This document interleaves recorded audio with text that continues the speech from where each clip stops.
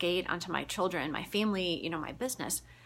And most of us, we've seen political posts and how people treat each other when it comes to political opinions and discussions. And I honestly shied away from it for a while. And I kind of let my fear rule. Yes, I don't think there's an easy answer, Jennifer. There isn't just one. But maybe tonight we can figure some out. But something that a mentor had taught me, just kept popping into my mind when I was hesitating on just touching on the subject. And my mentor said that, when it comes to being a non-life-threatening situation, if you're afraid of it, then you should be running towards it, not away from it. Because that's what you need to be doing. For example, if you have a lot of fear when it comes to being a leader, that's what you're actually supposed to be doing, which is why you're so afraid of it. And with all these school shootings and violence, we all want it to stop. I mean, these are our kids. We want them to be safe in schools. Isn't that the idea? And, our school is supposed to be a safe place, for kids and teachers, and instead it seems like we're headed towards metal detectors, armed guards, armed teachers, and it ends up sounding more like a prison instead of a school. Anyone else feel the same way? Maybe it's just me. But and maybe you feel just as helpless and keep asking, what can we do? And there are a lot of suggestions floating around, I'll be honest. Change laws, armed guards, safe rooms, whatever the solution happens to be. And I'm not saying that all of these won't make an impact. And this is not meant to be a political ideology discussion, political party talk, gun discussion, blah, blah. So don't turn it into one, please. It's more of just meant to be a conversation. So maybe we can figure out how to solve the problem. Because I'm not a political expert. I have a background in elementary and early childhood and years of teaching and coaching experience, as well as being a business owner and a mom of 2 boys. And, we see all these posts about the walkouts and memorials, moments of silence. These are all positive steps in the right direction. They're going to help shed light on the issues, raise awareness. But I'm not certain that those will solve or correct the root of the problem. I think everyone keeps missing it because we keep trying to shove tiny little Band-Aids on a really large surgery incision, and it doesn't work. But the issue is, why is it happening? And what can we do to stop it? Anyone have any reasons why it happens? If you do, would you please comment it in the thread?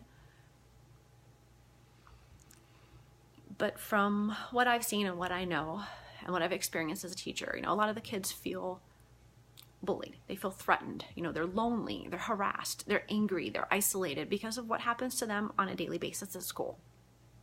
It's supposed to be a safe place that we're sending them to, right? But if you're bullied all the time, how is it safe? And most of them seem like they become a shooter because they want to get revenge on people who harassed them for years. And they don't seem to have self-control. And it just, you're right. It is very scary. Sorry, I was reading her comments. It was pretty long. You're right, lady. You're right, Miss Lopez. It is very scary for the kids. But basically, when bad behavior is reported to the school or to the parents, most parents do nothing. And they argue that their kid, would never ever do that. Even if you have evidence stacked up that they did, or it's not the kid's fault, or they didn't mean to, and they weren't trying to be mean. But what's funny is if that happens to their child, oh my gosh, they expect punishment to be handed down immediately. And it just seems a lot of times as parents, they don't encourage their kids to be kind, to be helpful towards others, to stand up for other kids, to just go out and make friends with other kids at school. And I was reading an article by Jack Riccardi. He's a retired teacher with 24 years teaching experience. And I'll put that link in the comments when I'm done. So If you'd like to read the article yourself, you're more than welcome. I agree with you there, Jennifer, as well. They don't. I wish I had your expertise.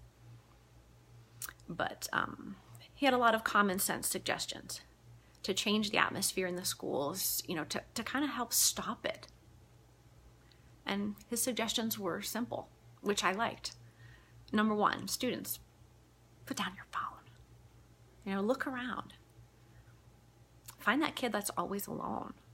And they need and want friends desperately. So go up and talk to them, befriend them. I mean, I'm not saying it's going to be easy, because those kids are going to be hesitant because they've been harassed so much. But as they get to know you, yeah, they'll come around. Second, see that kid eating lunch by themselves all the time? Invite them to eat with you, or go eat with them. Introduce them to other people. But don't allow your supposed friends to pick on your new friend. Because you may catch some flack from your supposed friend because that person isn't popular and doesn't fit in with their idea of popularity and social order. But you have the opportunity right here to do something meaningful in just 30 minutes a day that's going to change someone's life and make your school safer at the same time. Oh, hey, Abby. Hello, Jean. I saw some more popping in. Oh, hey, thanks for shouting out and let me know you were there. I appreciate it. It's good to see you. And I got distracted from my notes again. Happens all the time. For example, when you see a popular kid who's harassing or bullying a lonely kid, do you stand there and watch it? Do you go along with it because you're afraid of what the popular kids are going to do to you? Think about it. Third, for that kid who's disrupting class and acting out pretty often, the kids no one wants around. The problem is they want attention so badly because they feel like they're invisible. You're right, Jean. We need to teach them not to hate each other. But we have to demonstrate that too, because talking isn't enough. But those kids act out, like I was saying, because bad attention is better than none at all. And that is the only way that they're going to get noticed by their peers. So they keep doing more and more. So what can you do to stop that? You ask for their help on an assignment or a project. Ask them to join a study group. Invite them to join you on something, anything. Fourth, don't post harassing things on social media. A lot of people think it's funny because it's somebody else, but I can guarantee that if it happened to you, if you're the student, it wouldn't be the least bit funny, and you'd want someone to get into trouble for doing it to you. Sorry, I got sidetracked in my notes again. And students, I'm not saying that any of this is easy, because even as an adult, it's not easy to do that. Not the least. But if we want our schools to be safe, we have to make it safe. Oh, hey, Sherry. Hey, Janet. I didn't see you guys pop in until it was later, so thanks. I'm glad you could make it. But if you want your school to be safe, you make it safe. You need to make that difference. Because one person, they can absolutely make a huge difference. For example, I know a young man who was struggling in school. He was harassed daily about taking medication, about having a partial IEP, being stupid or being littler or skinnier than some of the other kids. And one kid stood up for him against his peers. And it's funny how they became best friends. And his best friend helped him change his whole personal and academic outlook. One person. So parents, last part, what can we do? Because yes, it is important too. Let me switch my notes here because I had a lot. But same thing as kids. Put down your smartphone, make new friends, practice kindness, demonstrate, not talk. So don't just tell your kids, demonstrate how to be a friend, how to help others, and watch what you say. Because our kids learn from us on a daily basis. Hey, Jules. Thanks for popping in, lady.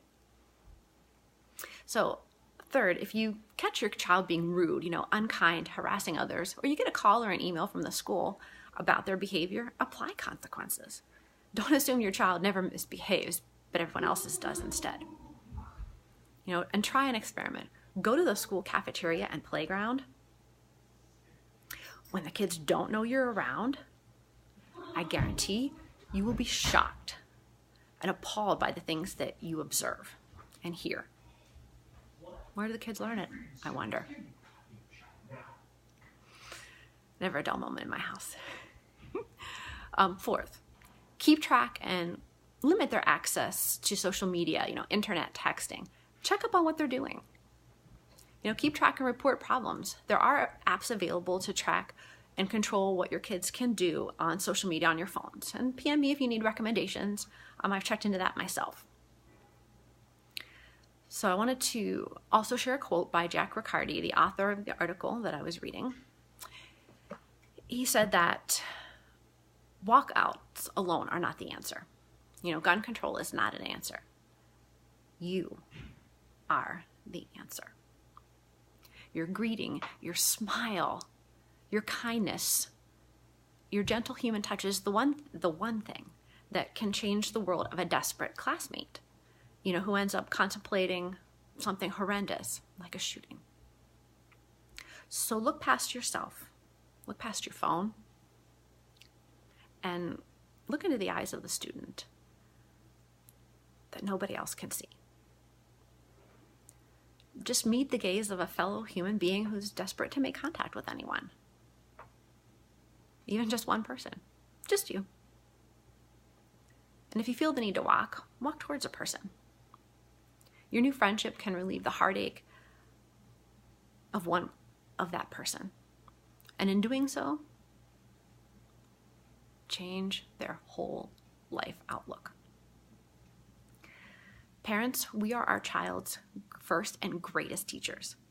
Teach them to make a difference in someone else's life. It's a crushing, seemingly almost unbearable responsibility to be a parent some days. But you've got big enough shoulders to handle it and a big enough heart. Many times you're exhausted and overworked, underpaid, and definitely underappreciated. But you have the opportunity to be a miracle waiting to happen in life for your child and for someone else's too. So if we want the shootings and the violence to stop, we need to step it up as parents and teach our kids how to make the school safe again. We are all the answer. I liked Jack Riccardi's quote. So if you hear something that resonated with you, please leave a reaction, drop a comment, or ask questions in the thread anytime. Share the video with anyone you think it might help. And PM me if you have questions or want to hear more. We want all the school shootings and violence to stop. We want it to end. We want our schools to be safe places again. Not a prison. But how do we solve the problem?